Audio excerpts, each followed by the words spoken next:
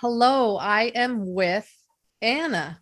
And that's all we'll say. Anna is not going to be on video today.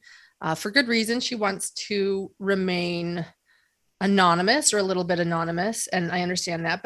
But Anna and I have been talking in depth for quite a while now, and Hidden True Crime is honored that you would feel safe enough and comfortable enough to share your story with us and what you know when it comes to the Chad and Lori Daybell case. So thank you, Anna, for being here today.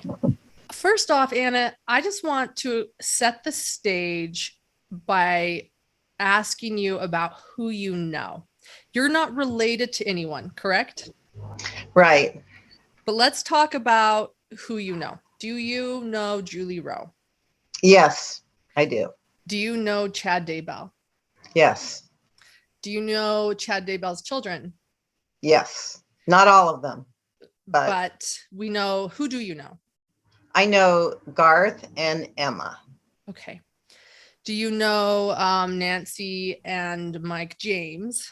Yes, I know them. Who else do you know? There were quite a few more people, and now that sets the stage. You know a lot of people, but is there anyone else right now that I'm missing? I'm sure it'll come up later in the interview too. Yeah, I know people tangentially to them. Like I know Tammy. Um, let's see. I think that's good. We'll get into it. And Yes. In other words, for someone that isn't directly related to the case in the sense of all the documents and everything, you know a lot of the players, and quite personally, like when we talk about knowing, we're talking about being at their house with them, having close relationships with these people. I just want to explain that too.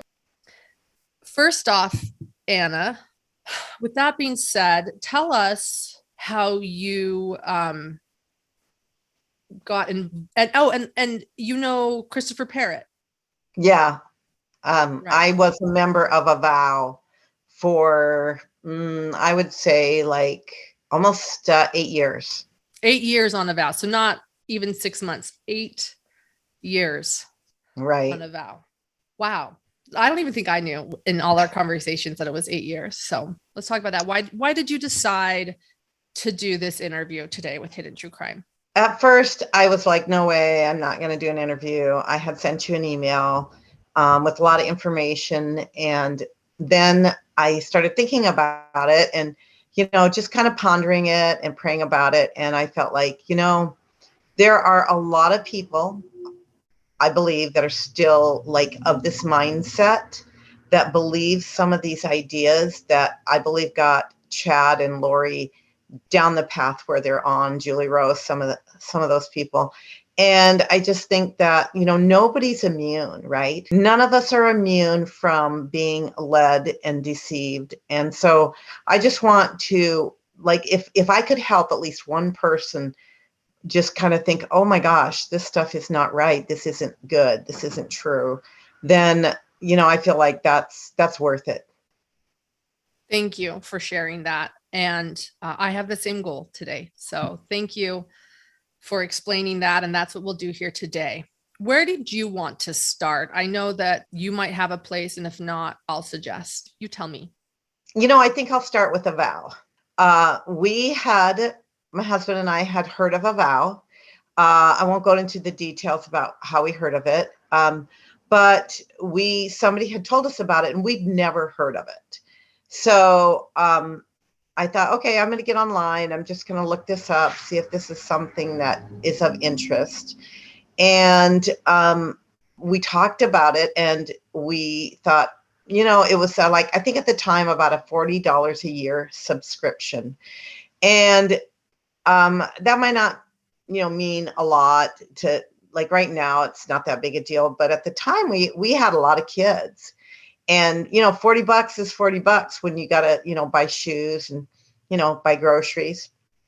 But as we looked at it, we thought, there's some interest here because we had always had food storage, right? because, President Benson said, get a year's supply of food, and so we did. And prophets after that had encouraged that. And so we did. And actually, I had started, like, I remember one day I was thinking, oh my gosh, I've got all these buckets of wheat and I've got all this stuff. And if I don't start using it, that'll be money wasted. So I just began doing like grinding wheat, making bread, doing all that kind of stuff, and just incorporating it slowly into our diet till, we incorporated almost all the basics pretty well. And so we felt that was important. So when we got on Avow, and they did a lot about preparedness and food storage and all that, so it was like kind of a natural fit, right? And so we would get on, and we didn't get on that much, but I know that as I got on and I would read the posts, because they just come up in order of like chronological order. And I would hear people talking about dreams and visions, and people talking about somebody named Sarah. They kept saying Sarah this and Sarah that. And I'm like, who is this Sarah? And so as I continued, I realized that Sarah was Sarah Monet, and that she had written a book called There Is No Death. And so we ordered that and read it, and, short book, but it was just really interesting about a near death experience she had when she tried to commit suicide. And so we and there were some others, and I ordered several other books, and I would always, actually with the near death thing, like years and years ago in college, I had been exposed to some of those books and always found them very fascinating. Right. And so, so people started talking about their dreams and visions, and I was like, wow, that is so cool. I'm not a dreamer. I don't have dreams and visions, but these people are. And then there was one specific one named Fellow Dreamer, because everybody went by not their real names. Some people did. A few people went by their actual real names, but a lot of people went by different names. They just make up a name or a combination of their real name or something like that. So Fellow Dreamer had posted all these near-death experiences, dreams that she had. And then Chad Daybell was on there. And then, and I don't know, I think this is maybe about 2013 or so, maybe 14. And Chad Daybell said that he was publishing a book by Fellow Dreamer, and that was Julie Rowe. And he said when it was going to be out, and he said he was going to put several chapters up on Avow. And so like he put on, I think, chapter 1, chapter 2.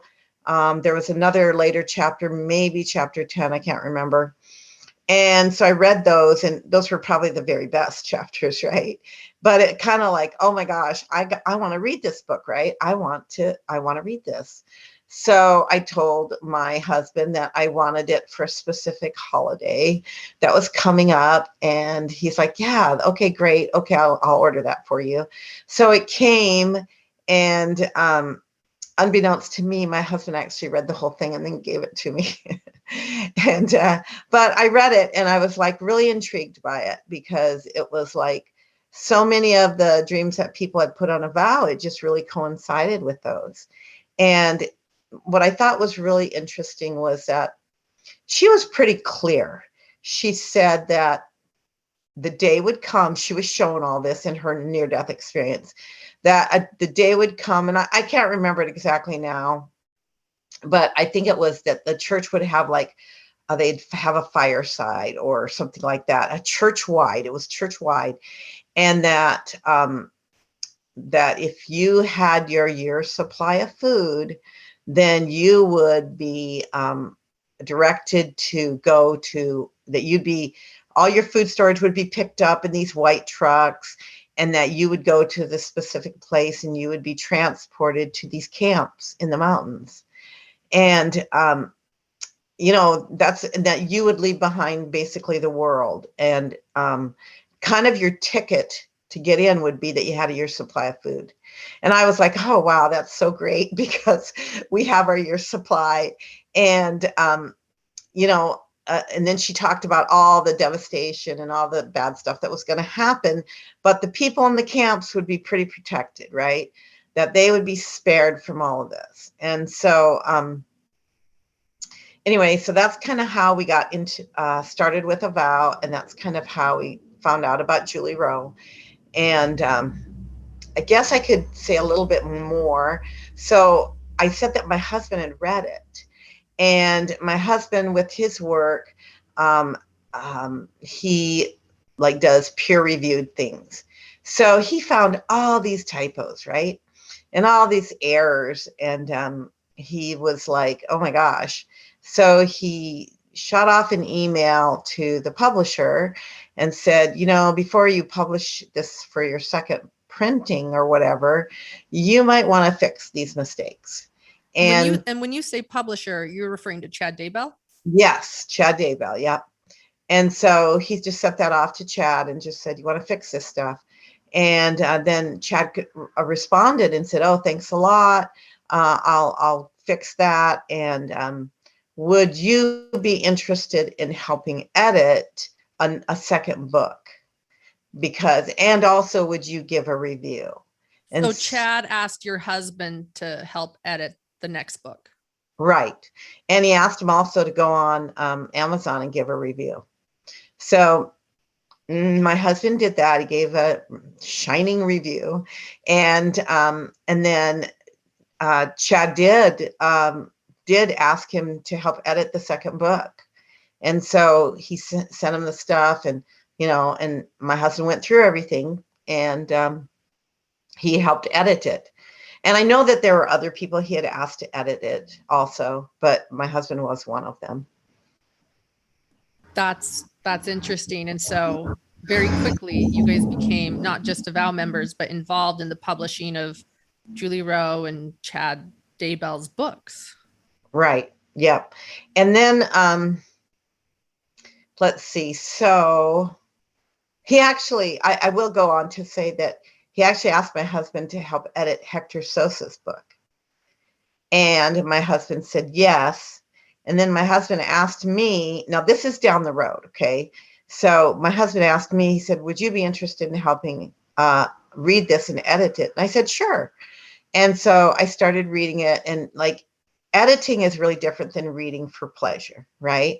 You're looking at every word, sentence structure, typos, grammatical errors, all that. And I kind of did that at the very first, but then I was like, oh my gosh, I want to find out what's going to happen next. And so I kind of abandoned that. And so I said, well, this is what I have for the beginning. But anyway, that's kind of an aside. But getting back to Julie Rowe, so my husband went back and forth.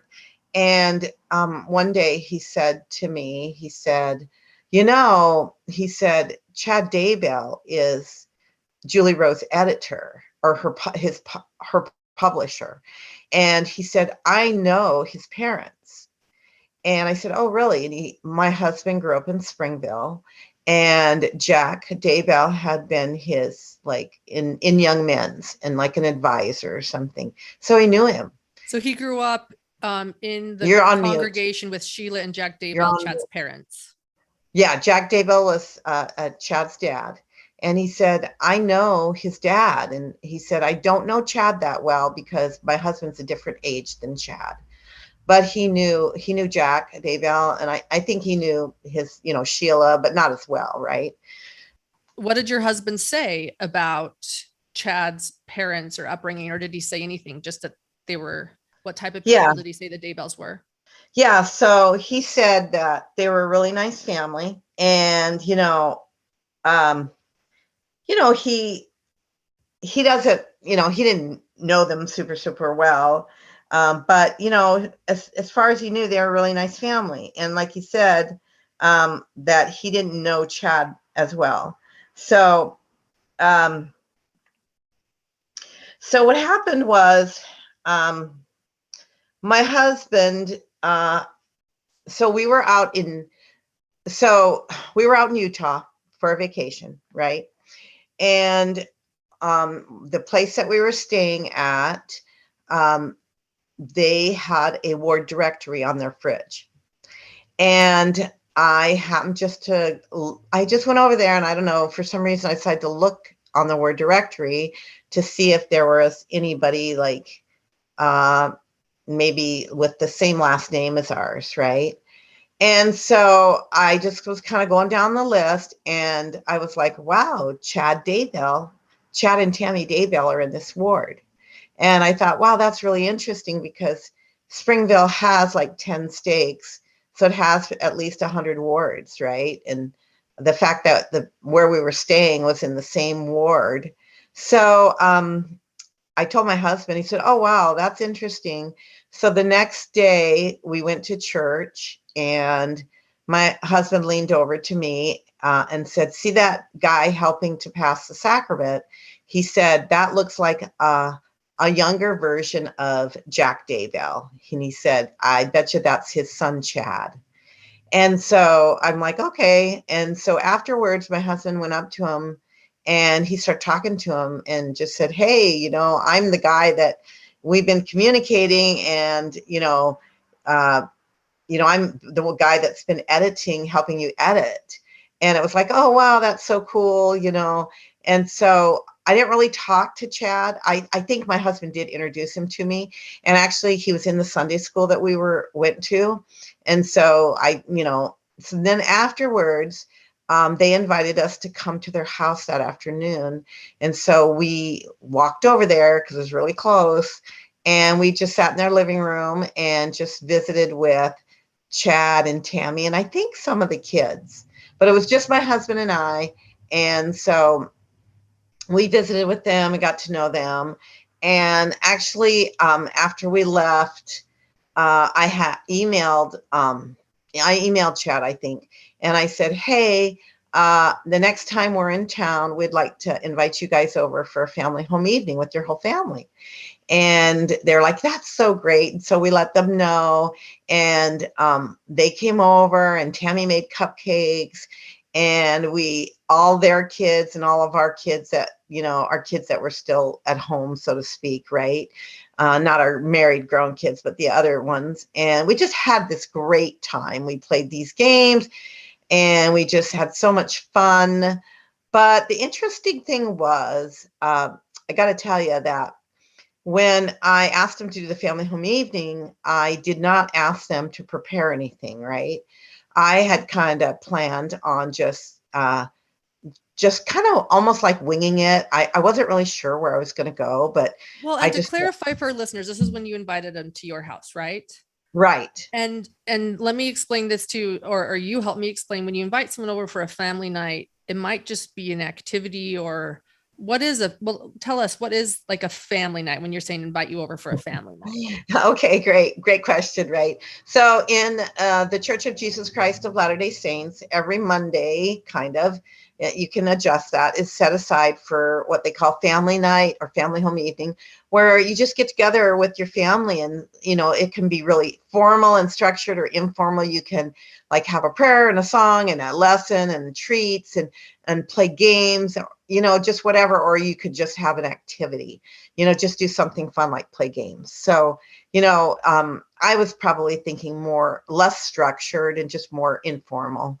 So, anyway, they came over and they came in, and Chad had this box with him, and it was, then I just welcomed everybody.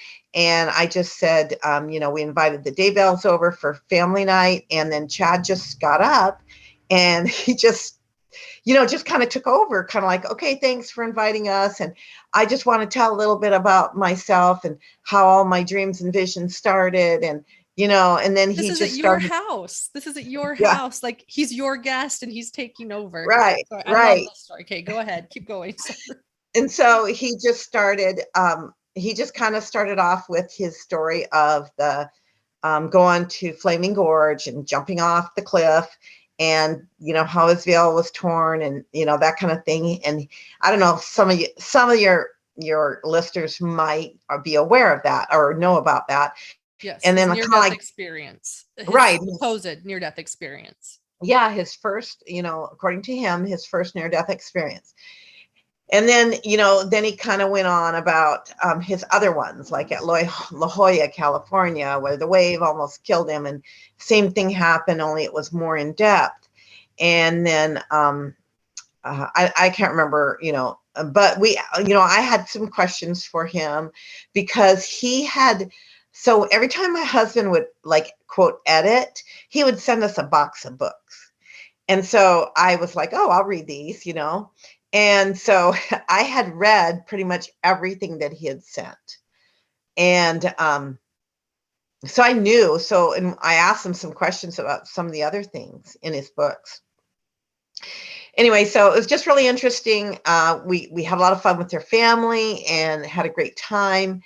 And Tammy was awesome. She was really nice.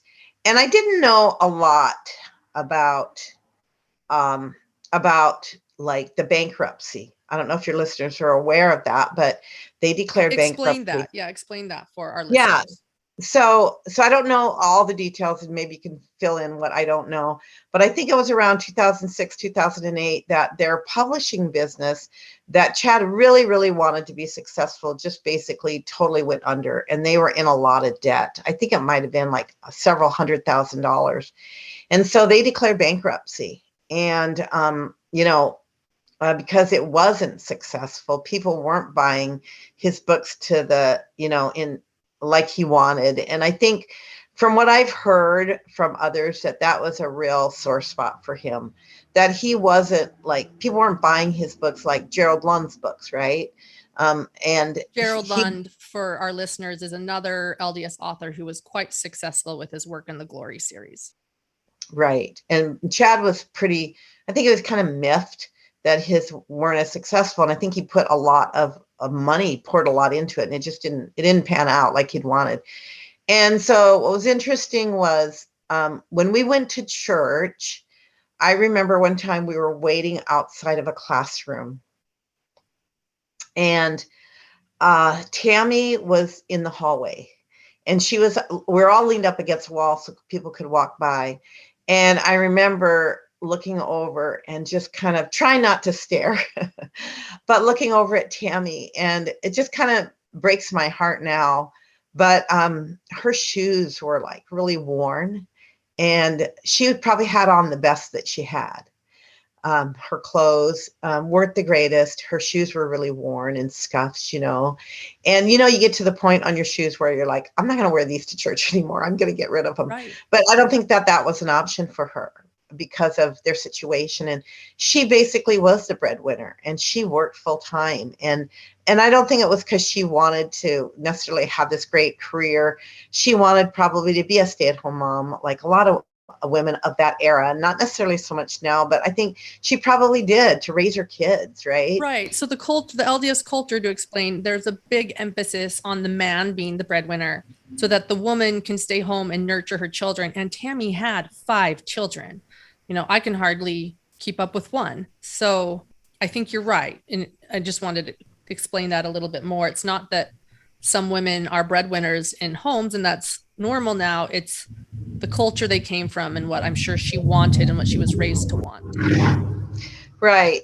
Yeah. So I remember thinking, oh, wow. And at the time I didn't know there was a bankruptcy, but I just my heart went out to her because, I think she was wearing the best that she had, but to get back. So what happened was, we, I'm trying to say this. So we, actually had relocated to a different part of the country. And my husband wanted, so Julie Rowe's books really took off, right? Became super, super successful. And I think that everybody was surprised by it. I think Chad was surprised by it, but it was great, right? Financially for him as a publisher. And so Julie Rowe began to do what I call the book tour type of deal, where she would travel all around the United States and she would meet with people in their homes or at different places, wherever they could find a venue. And she would kind of tell her story. And she started doing this. She went to like California and up to Rexburg, and she was in Springville. And she went out to the East Coast. She went down to Tennessee, in Washington State. She was just all over. And my husband really wanted to invite her out to where we were living. And he said, this would be so great. And I was kind of like, well, and we had to pay for everything, by the way. And so if you wanted Julie to come out, you had to pay her way for her to speak, in other words. right, you had to pay for her everything, her flight, her hotel room, or what her accommodations, everything. And so I was thinking, wow, I could take that $300 and fly back and visit my kids, right? And so I'm like, well, I said, basically do whatever you want. If you really think we should invite her, he goes, yeah, I'm going to. So he did. And then it was advertised, and I can't remember how. I think on Avow, it was advertised that, hey, she's going to be here at this place on these dates. And so she came. We paid for a flight, and at the time she was living, I think, in Kansas. And so we paid for her flight, and she came out, and we took her around to see the sights, and she stayed with us in our home. And people came from all over, several states, I would say 3, 4, 5 states. They came from all over, and they came and listened to her. And so, we got to know her. We talked to her for hours on end. I learned all kinds of things about her and her family, and I learned things about her family of origin. I learned that her parents had gotten a divorce. Her mother had been unfaithful to her father. I think it really affected her. And I learned that they had a large family, and her father was in the military, and they kind of went without, And by the way, I have never read her autobiography, so I don't know what's in there. I'm just going by what she told me. I've read her autobiography, and I would say it's similar to what you're sharing. There are a couple things, but yeah, it would be parallel. Okay. So one of the things she wanted, and I thought it was kind of strange, but she wanted bodyguards. Okay. So she told my husband, I have to have this number of bodyguards. And in order to be invited out with your invitation, she's telling your husband this. Is that it? yeah, she's like, this is what I require. Kind of like celebrities, I require a dozen roses, in my dressing room, and blah, blah. She didn't say the dozen roses, but you know how celebrities will require certain things, totally, right? Yeah. Well, so she said, I require bodyguards. And she had a number, and I think it was 3 or 4. And so my husband asked several people that we knew if they would do this. And, at the time I thought it was just I kind of thought, oh boy, this is kind of hokey, because I'm like, who's Julie Rowe, right? Like when you think of bodyguards, you think of the president, or you think of celebrities, but really, are you serious? You need bodyguards. This is probably a fault of mine, but in my graduate program, and I won't go into what it was, but it was in the psychological sciences or social sciences, right? Mm-hmm. Therapy type things, social work type. And we would do, like, we had practicum, so we would do therapy. So I did a lot of therapy in my program. And you ask people all kinds of really personal questions, right? And so I do that. I ask people personal questions, and I think for some people that's uncomfortable for them. I'm not like super bad, but I will, if I feel like I need to know something better, then I will ask them questions. And in the calling that I have now, I have to do that. I have to ask people, personal questions. So I said to her when she was there, I said, why do you need bodyguards? And she's like, well, I've been threatened. And I said, oh, really? I said, like what? Like, how have you been threatened? And I tried to ask it in a way that I wasn't like doubting her, just like kind of curiosity. And she said, my brother said that if I ever showed up around there, that I would regret it. And I thought, well, in my mind, I'm thinking, that's it. That's the best you can give me, is that your brother said that. To me, that's not a threat on your life. And that's not something that you would need a bodyguard for. But as I got to know her, I kind of got the impression that it was like, let's say that somebody asked you to be somebody's bodyguard, you would feel like flattered, right? And I felt like it was a way just to manipulate and flatter people and get people to think, wow, she's really amazing because she needs bodyguards. And I've been asked to be one of her bodyguards, you know, and just like, oh, she's willing to come out here and talk to us and be in our home. And it's just like, it's kind of this manipulation of people that, you know, you begin to think, wow, I'm really special, right? And I want to go kind of a little backtrack a little bit. I want to say that, you know, when in her book, when she said that like all the people like that had their year supply would be invited to go to the camps, I have to say that it made me feel like, oh wow, I'm special, right? I'm gonna go to these camps and I'm special because I have my year supply. And I was thinking about people in my ward, and I was like, I don't know hardly anybody who has a year's supply. And I'm like, I know this special information that they don't know about, and I'm special because I know it. And when this happens, I'm not going to be taken by, you know, I'm not going to be you know, taken aback. It's not going to be a surprise to me. And I think that I think it was a pride thing that I was special. And when I look back on it, it was pride. It was, I'm special. I know stuff that other people don't know. And that is really dangerous because that idea is like, you know, President Benson gave a talk called Beware of Pride. And he said it's a universal sin. To me, that meant President Benson, really quickly for our listeners, was a prophet of the Church of Jesus Christ of Latter-day Saints. So he said that it was a universal sin. And I took that to mean that we're all tempted by it. We're all affected by it. Nobody's immune from pride. Nobody's immune from thinking they're special.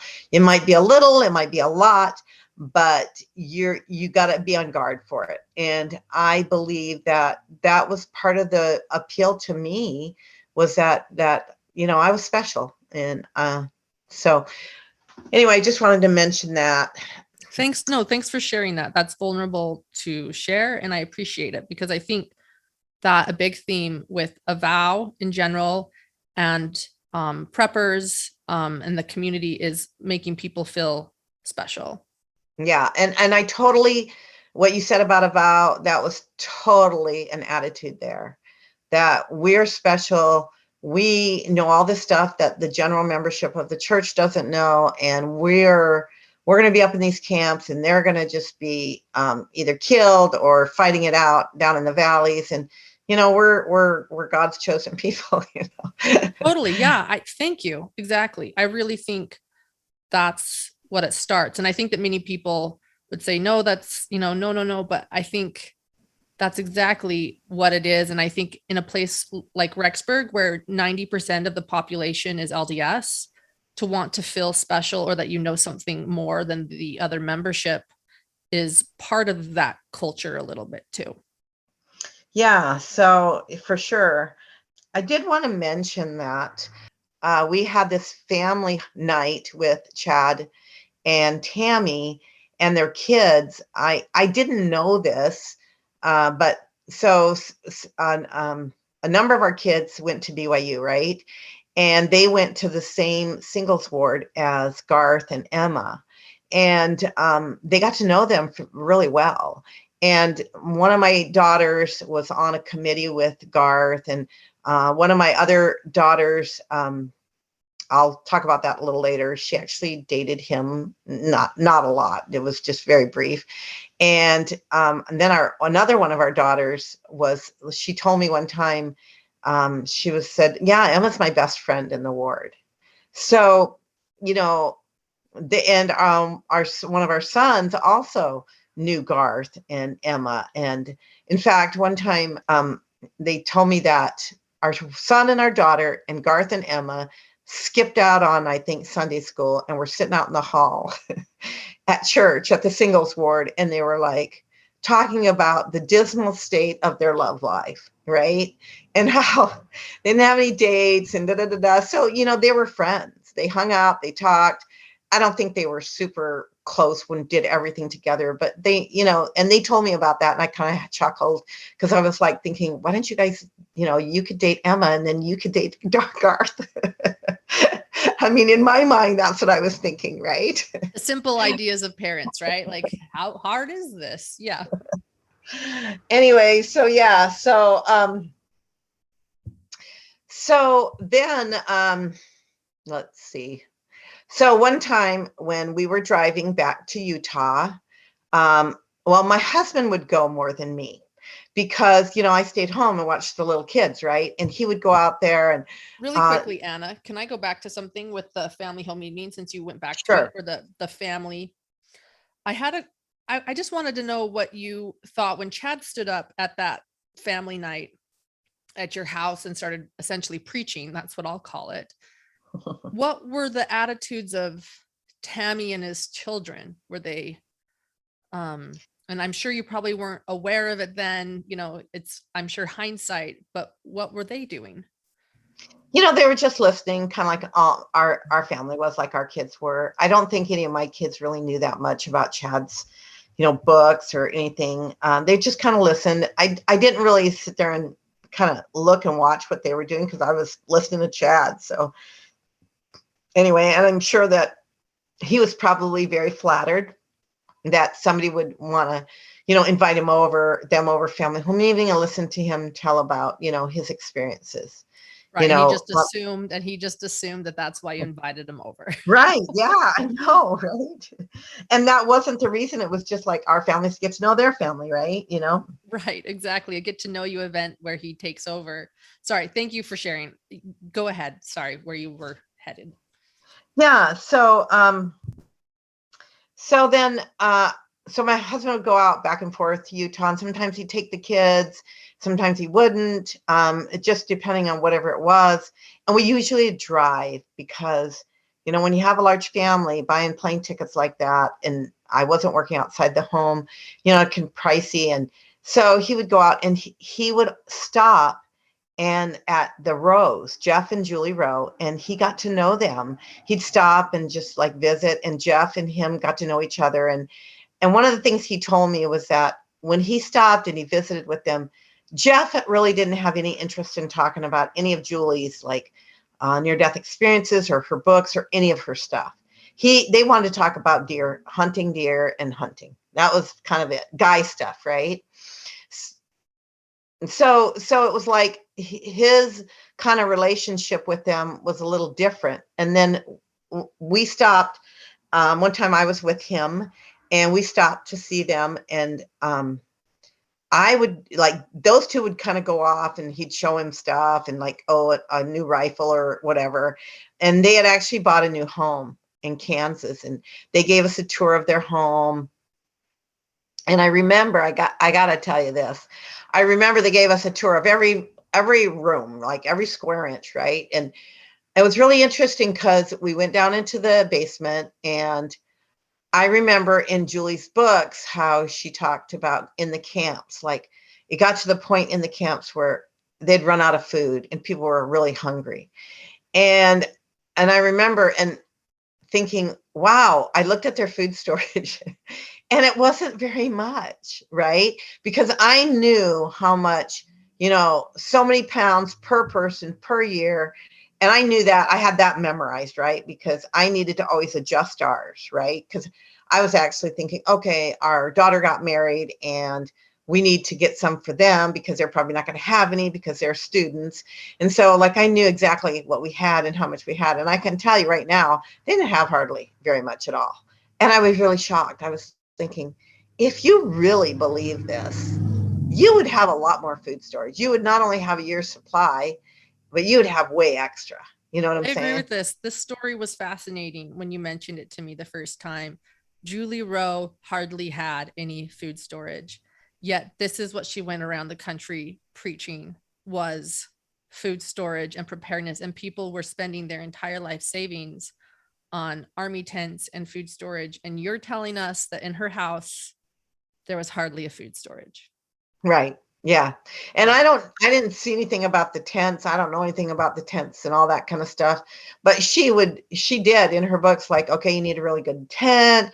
You need a really good tent stove. You need, all this stuff. And people were spending tons of money on that kind of stuff, and like you said, cashing in their 401ks, quitting their jobs, doing all this kind of stuff, you know. So, and we got a bunch of tents. We got well, not a bunch, but we got a heavy duty, pretty good sized tent and a tent stove. And we had these amazing sleeping bags that we got. And, you know, yeah, it was, and we spent money on it, right? We spent good money on it. Well, um, and maybe you don't want to bring this up yet, but Julie Rowe asked something financially of you. Yeah, no, I'll talk about that. So, um, we, our son, our married son said, "Hey, I've been looking in this county in central Utah, and we could get 5 acres there for a really cheap price." And he told my husband that. He said, "Why don't we we'll buy 5 acres, you buy 5 acres, and we'll have them next to each other, and we'll have this little place that we can go down to and ride four-wheelers and do stuff." And we're like, my husband was like, "Yeah," because it was cheap. I'll have to tell you, it was really cheap.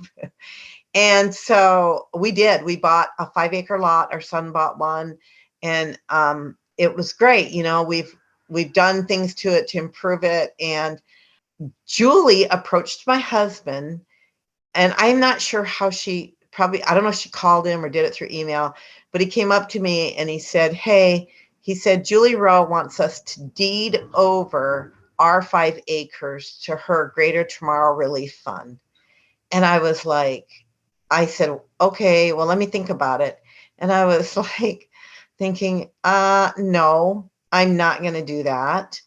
And I told my husband, I said, "No, I don't think so." I mean, but the point was that I actually thought about it. Right. And I actually kind of had a twinge of, oh gosh, you know, do I seem selfish? But Because in it's the for a end, I was like, spiritual no, nonprofit, right? And so it makes you right. feel guilty. Right. Yeah. Yeah. Cause you're like, she's doing this, like if it's called Greater Tomorrow Relief Fund. And I don't, you know, it was supposed to be helping refugees and all these people. And I don't know if anybody's ever like checked into their financials, but I've never heard anything more about that. But I think a lot of people gave a lot of money. And I heard that she had asked a ton of people to give a lot of financial type resources to this. And who knows whatever happened to it. And I'm not accusing her of anything, but I've never heard that this went anywhere, this Greater Tomorrow Relief Fund. I've never heard that it's like really active and it's helping people, because there's plenty of people out there to help, right? Right. It's a great question. Yeah. Yeah. And I don't know how much other people gave, but I bet you know, if people are listening to this, people will come out and say, "Oh yeah, we gave this much or we gave that much." And no, was there any accountability? I don't think so. And I wasn't Well, and if convinced. if if you were asked to deed your property, I'm sure there were other people that were asked, and I'm sure that there were other people that did do that. Yeah, I totally believe that. I totally believe that. And then another time we got some email, and on the email she had said, "Okay, I have different people in different areas who are kind of like the head, like this couple in this state, and this couple in this state, and this couple in this area. They're going to be in charge of when, you know, when the prophet says everybody go out to Utah to the camps, and the, you know, basically everybody from the East Coast, West Coast are all going to migrate to Utah to go up into these camps." And she's like, "Okay, I'm going to have people like way stations and people that are over things." And she had her name on this list. And like she'd never asked us, she'd never talked to us about it, but her name just showed up. And I just just ignored it, because I'm like, "You never asked me, you never talked to us, you never talked to us about this." And I just thought it was so presump presumptuous, I guess, for her to even assume that we would be okay with that without even being asked. You know, and Absolutely. then I don't know if some of your listeners might know that around the year, like I think it was 2015, 2016, she got on all these radio shows. Now she was on them when her book first came out. She did the radio show circuit, right? But then she came out and she was like sobbing and crying and saying there's an imminent earthquake. She called the Wasatch Wake Up, and she said it's imminent, it's going to happen. And I remember she said there's going to be green grass, but there's going to be snow on the ground. And all these people out of Avow were speculating, oh, it could be like early spring when the grass is green, but it's still a late snowstorm, or it could be in the fall. They were just like crazy speculating, like as if this was really going to happen and it was going to be devastating, this earthquake, right? And then that would happen, and then a couple of weeks later there'd be another really bad earthquake.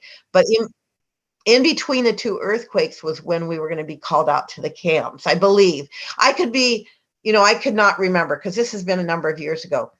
But I remember how she was like sobbing and crying on the radio shows.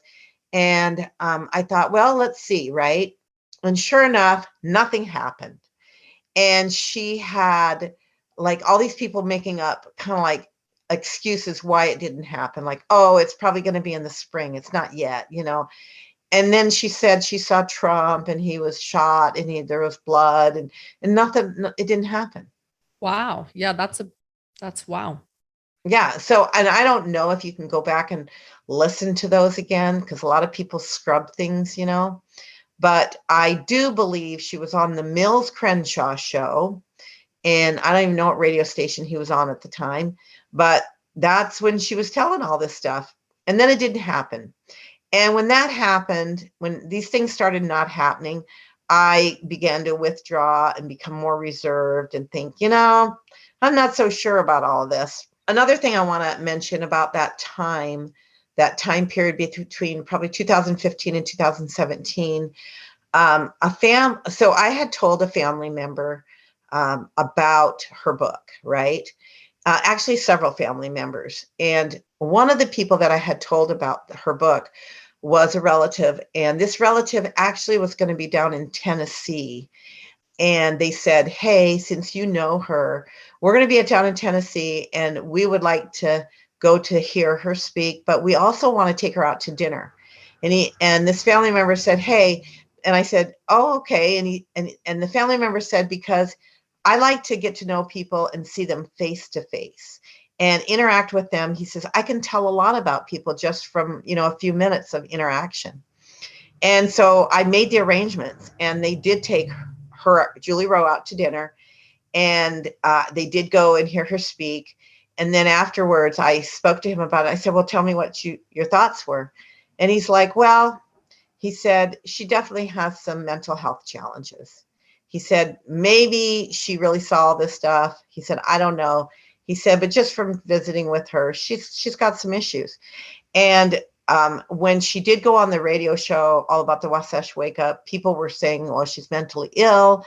And then she did come back on the radio again, and she did say, people are saying I'm mentally ill. And yes, I do have a diagnosis. I do have a mental illness.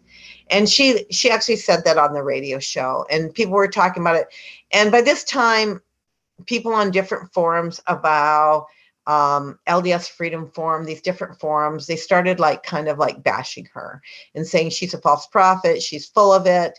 And even on Avow was, people were bashing yes, her. There were people bashing her, but I got to tell you, those who were bashing her were bashed back probably, it was like 10-1. The people there who supported her were just like, how dare you? You don't know her, blah, blah, blah, and they were not having it, generally speaking. But there were a number that were like, yeah, she's full of it, Can I go back to something really quickly? You mentioned how successful Julie's books were and how you said Chad probably couldn't believe it either. You mentioned this moment that you saw Tammy's shoes. That was heartbreaking. Thank you for sharing that moment. When Julie started to become successful, Chad clearly was able to support his family a little bit more. Is that correct? Yeah. And let me just share a story about that. So one of our daughters had just come home from a mission, and she had run into Garth. And like I said, she knew him before her mission from the singles ward. And so she ran into him, and his parents, Chad and Tammy, had moved up to Idaho by this time. So they moved up there, I think, in the summer of 2015. And so this was probably early fall of 2015, maybe. And so, like late summer, early fall. And I don't know when they moved up there. I think it was like early summer, late spring, early summer. But I think right around then. So she ran into Garth, and they went out on a date.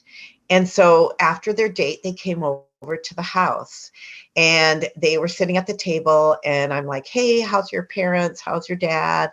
And he's like, oh my gosh. He's like, this last weekend, I was up visiting them. And one of the reasons I went up there was Julie Rowe came up to Rexburg.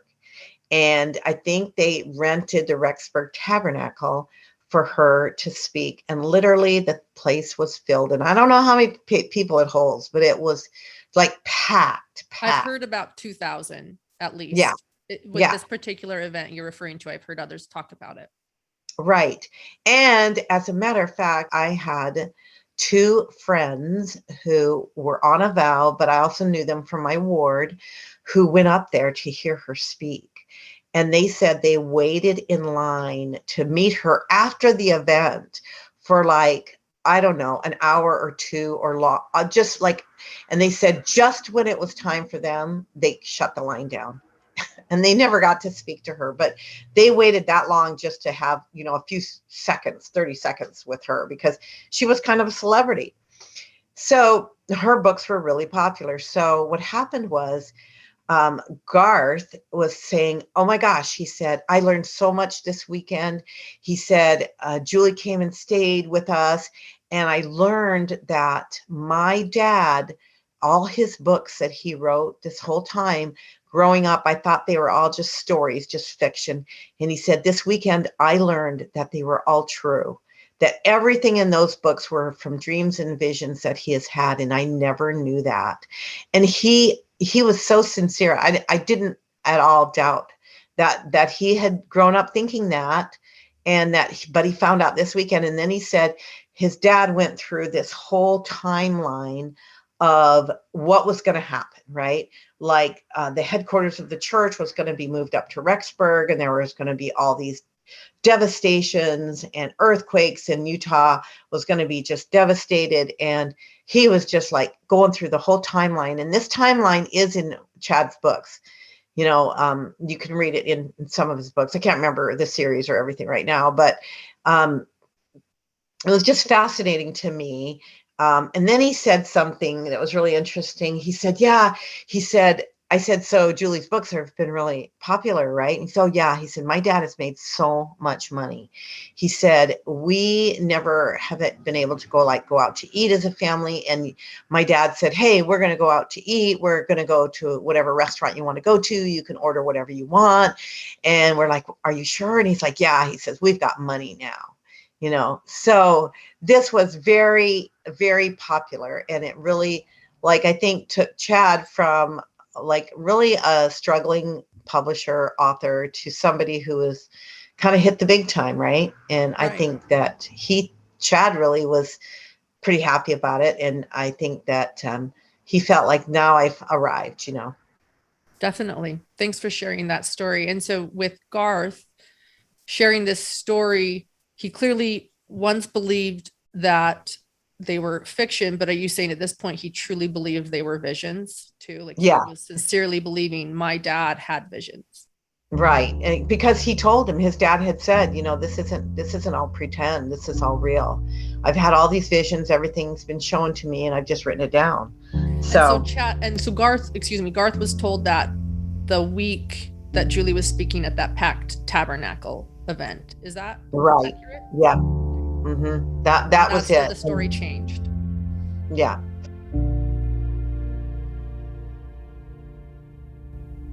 We are going to stop here today. This will conclude the first part of Anna's interview. The second half is coming very soon. She has a lot more to say. Thank you.